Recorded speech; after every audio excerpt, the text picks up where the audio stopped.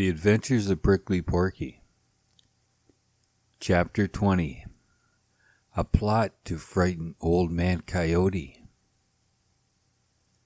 Mischief leads to mischief, for it is almost sure to never be content without a little more.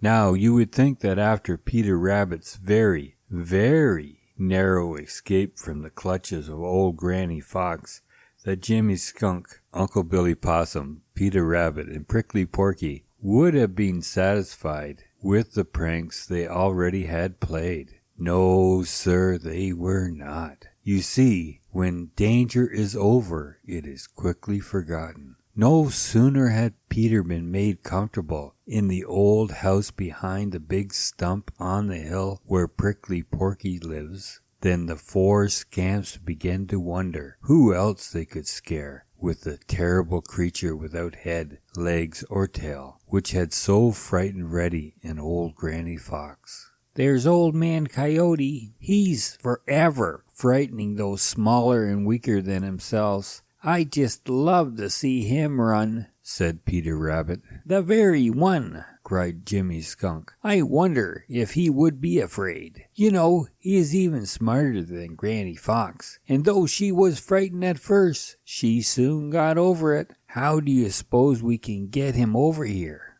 "We-uns will take Brer Jay into our secret. Brer Jay will tell Brer Coyote that Brer Rabbit is up here on Brer Porky's hill, hurt so that he can't get back home," said Uncle Billy Possum. "That's all Brer Jay need to say. Brer Coyote is going to come up here hot foot with his tongue hanging out, for the dinner he sure is waiting for him up here."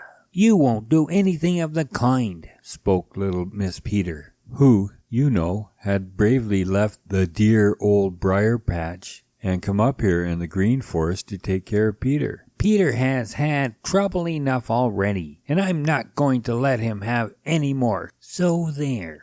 "Peter isn't going to get into any trouble," spoke up Jimmy Skunk. "Peter and you are going to be just as safe as if you were in the old briar patch, for you will be in that old house where nothing can harm you. Now, please, Mrs. Peter, don't be foolish. You know, you don't like Old Man Coyote, do you? You'd like to see him get a great scare to make up for his scares he has given Peter and you, wouldn't you?" Little Miss Peter was forced to admit that she would, after a little more teasing, and she finally agreed to let them try their plan for giving Old Man Coyote a scare. Sammy Jay just happened along as Jimmy Skunk was starting out to look for him, and when he was told what was wanted of him, he agreed to do his part. You know, Sammy Jay is always ready for any mischief. Just as he started to look for Old Man Coyote, Uncle Billy Possum had another suggestion.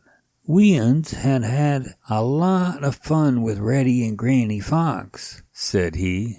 "Now it seems to me that is more than fair to invite them over to see Old Man Coyote, and what he will do when he first sees that terrible creature that has frightened them so. Granny knows now that there's nothing to be afraid of.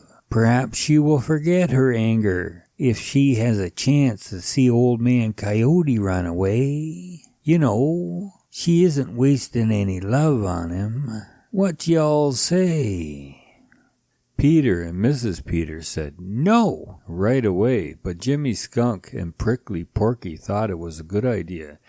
And of course Sammy Jay was willing. After a little, when it was once more pointed out to them how they would be perfectly safe in the old house behind the big stump, Peter and Mrs. Peter agreed, and Sammy Jay was off on his errand.